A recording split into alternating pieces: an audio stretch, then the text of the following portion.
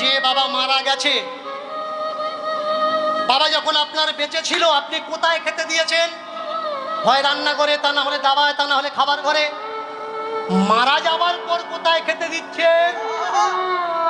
পুকুর পাড়ে একটা বেদি করেছেন। আপনার বাবা বেঁচে থাকতে কাঁচা চাল খেত নাকি সিদ্ধ করা ভাত খেত? কাঁচা আতপ চাল চাটিম কলা মাখিয়ে দিলেন।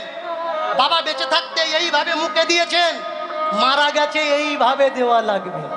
বলুন তো, আপনি আপনার বাবার সম্মান করছেন না অপমান করছেন পুকুর পাড়ে মাটির উপরে খেতে দিয়ে? অথচ আমরা বলছি কি শ্রাদ্ধ করছি, তাই না? শ্রাদ্ধ মানে কি? শ্রাদ্ধ মানে তো গালাগালি। আপনার বাবা শ্রাদ্ধ করছে কারা? যারা সমাজকে অন্ধকারে রেখেছে